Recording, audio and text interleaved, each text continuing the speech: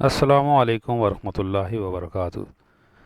Class 9 physics chapter number 6 आज हम start करेंगे।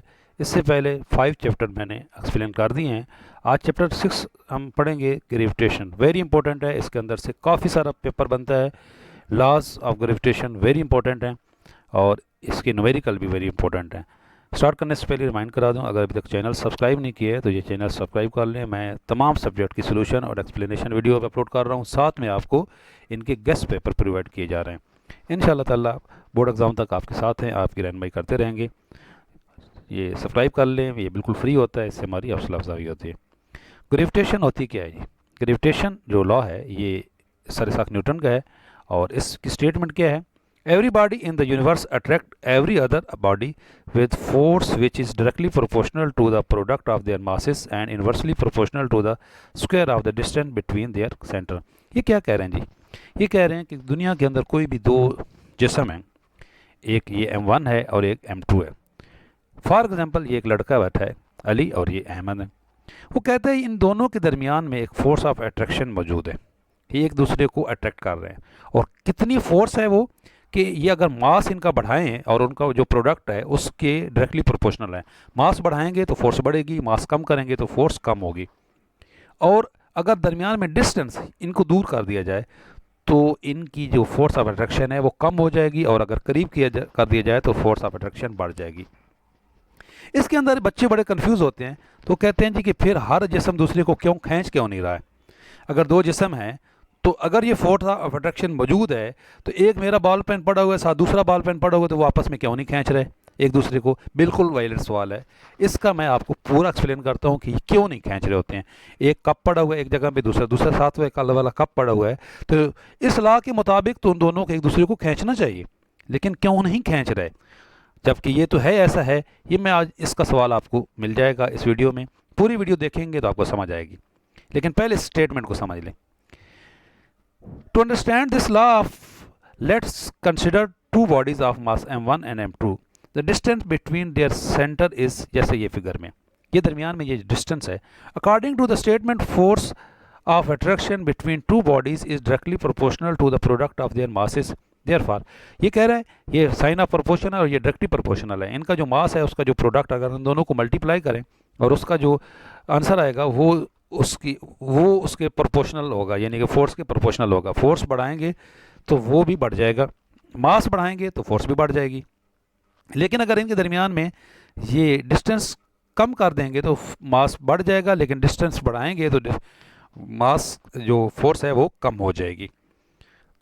अच्छा, मैं एक और बात बता दूं कि ये जो लेक्चर्स होते हैं ये सिर्फ सिंध टेक्स्ट बुक बोर्ड के लिए नहीं है। अब किताबें सारी सेम हैं, फेडरल बोर्ड की, सिंध बोर्ड की, पंजाब बोर्ड की, नेशनल करिकुलम के मुताबिक टॉपिक सेम होते हैं, चैप्टर भी सेम है, तो इसलिए ये हर एक के लिए हेल्पफुल है।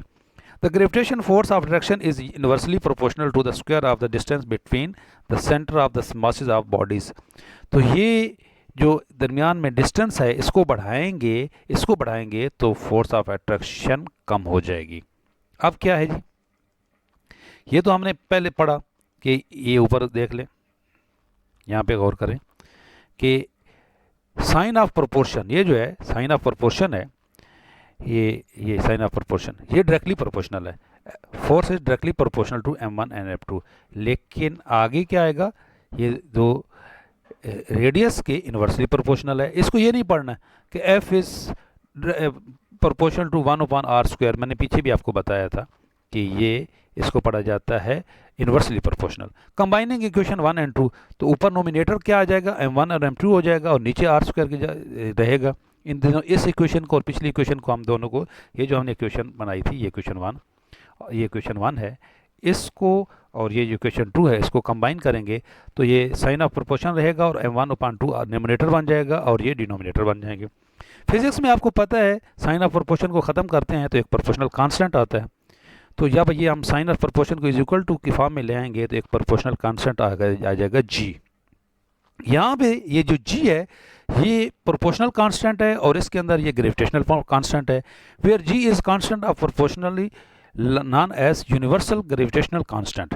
ठीक है, हर जो जहाँ पे भी आप इक्वेशन को आप इज इक्वल टू इक्वल करते हैं, साइन ऑफ प्रोपोर्शन को ख़त्म करते हैं, तो एक प्रोपोर्शनल कांस्टेंट आता है। अब वो उस इक्वेशन के रिलेटेड उसका नाम होता है। अब चूंकि ये ग्रेविटेशनल फोर्स इक्वेशन है, तो इसका जो नाम होगा वो यूनिवर्सल ग्रेविटेशनल कांस्टेंट होगा। The value of G is in SI unit is 6.673 into 10 raised power minus 11 newton metre square kg per kg square. अब ये जो वैल्यू है ये बिल्कुल निगलेक्टेबल है, बहुत कम है। This is the very small value, G remain constant everywhere. यही वजह है कि we do not feel the gravitational force of attraction between object around us due to very small value of G, but it exist everywhere in the universe. यही वजह है कि हमारे एक बच्चे के साथ दूसरा बच्चा बैठा होता है तो वो फोर्स ऑफ अट्रैक्शन फील नहीं होती है। वहाँ पे एक और भी फिनोमेना है जो जिसका जिक्र यहाँ पे नहीं है।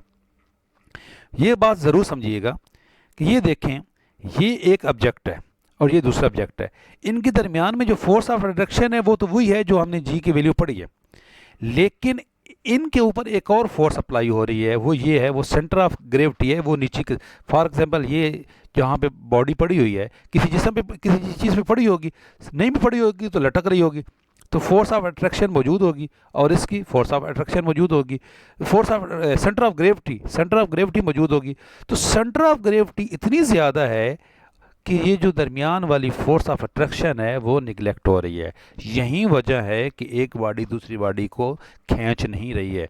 लेकिन जहाँ पे सेंटर ऑफ ग्रेविटी नहीं होती है वहाँ पे ये शो होती है। यहाँ पे देखें, ये इन्होंने यहाँ पे बताया है, ये देखें, ये कह रहे हैं कि इसी वजह से जो demonstration of Newton's law of universal gravitation कहाँ पे होता है, the pull of the gravity change the path of the moon around the earth. ये जो यही ग्रेविटी है, यही चांद को हमारे जो ज़मीन के सराउंडिंग में रिवॉल्व करने पे मजबूर कर रही है। जो मून है वो जो हमारी ज़मीन के सराउंडिंग में घूम रहा है वो इसी वजह से घूम रहा है। यही फोर्स ऑफ अट्रैक्शन है जो उसको वहाँ पे घुमा रही है। ये चांद है, वैसे ऑर्बिट से बाहर निकल जाएगा, लेकिन ऑर्बिट में जो घुमा रहा है वो यही फोर्स ऑफ अट्रैक्शन है। चूँकि वहाँ पे सेंटर ऑफ ग्रेविटी नहीं है तो इसलिए ये चांद जो है ये हमारी ज़मीन के सराउंडिंग में घूम रहा है। यही वजह थी, यही मैं आपको बताना चाह रहा था कि क्या वजह है कि हमें ये फील नहीं होती। ये फील इसलिए ये नहीं होती कि इस जी की वैल्यू बहुत कम है। तो मेरे समझ आ गया होगा मेरा पॉइंट। अब एक और जी है, स्मॉल जी, आपने पीछे पढ़ा है 9.8 जिसकी वैल्यू होती है। बच्चे कंफ्यूज हो जाते हैं कि क्या दोनों में फ़र्क क्या है, तो दोनों में बड़ा फ़र्क है। ये तीनों का डिफरेंस लिखा हुआ है, दोनों का difference between capital G and small g very important है, बोर्ड के एग्जाम में आएगा।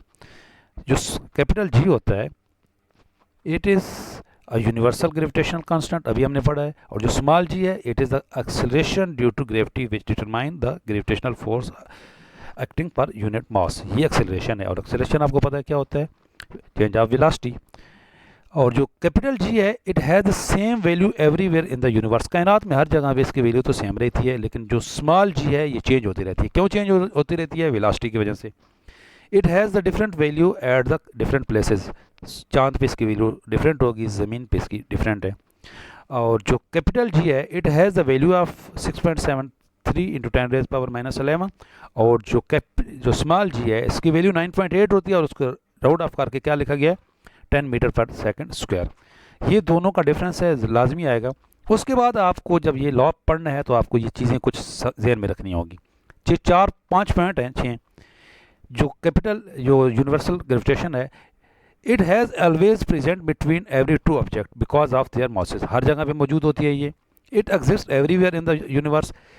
It form an action reaction pair. Action और रिएक्शन पेयर आपस में ये बनाती है। It is independent of the medium between the object. ये कोई फ़र्क नहीं पड़ता कि दरमियान में एयर है, वाटर है, क्या मीडियम कौन सा है। It is directly proportional to the product of the masses are object. ये हमने ऊपर एक्सप्लेन कर लिया है। इट और inversely proportional to the square of the distance between the centre of the object. ये वही एक्सप्लेनेशन है जो हमने ऊपर पढ़ ली है। उसके बाद hence it is follow the inverse law, square law.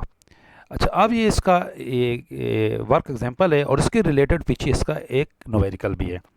ये एग्जांपल आपको मैं एक्सप्लेन कर देता हूँ। Determine the gravitational force of attraction between two spherical bodies of mass m1 and m2, और इनका जो डिस्टेंस है वो कितना है, 2 मीटर है। तो आपने इनको, ये m1 है, ये m2 है, डेटा लिख लेना है। r आपके पास 2 मीटर है, g की वैल्यू अंडरस्टूड है, यहाँ पे गिवन नहीं है, आपको पता होनी चाहिए। उसके बाद f आपने फाइंड आउट करना है, तो आपने फार्मूला लगा देना है जो अभी हमने जो लॉ ऑफ ग्रेविटेशन का जो इक्वेशन है, F is equal to G m1 m2 upon r square. ये g याद रखिएगा, यहाँ पे बच्चे कंफ्यूज हो जाते हैं, ये g नोमिनेटर के साथ होता है। तो आपने इन सब की वैल्यू, g की वैल्यू लिख ली, m1 की भी लिख ली, m2 की भी लिख ली, और r स्क्वायर की जगह पे आपने ये 2 ये वाली लिख ली। तो बस इन ऊपर नोमिनेटर को मल्टीप्लाई करके नीचे 2 का स्क्वायर 4 ले लेना है, और उस पे इसको डिवाइड कर दोगे तो आपकी ये वैल्यू निकल आएगी। यूनिट याद रखना, फोर्स की यूनिट क्या होती है, न्यूटन होती है। तो इसकी आपके जो आंसर निकला 6.67 into 10⁻⁻6 newton. G is also as a Newton constant of the gravitational और the Cavendish gravitational constant. G को कैवेंडिश भी कहा जाता है, कैवेंडिश ग्रेविटेशनल कांस्टेंट। अगर ऑब्जेक्टिव में आ जाए तो कंफ्यूज नहीं होना है। ये था हमारा आज का टॉपिक। इंशाल्लाह ताला नेक्स्ट वीडियो में हम आगे पढ़ेंगे। इस वक्त तक इतना ही था। लाइक कीजिएगा, शेयर कीजिएगा। अल्लाह हाफिज़।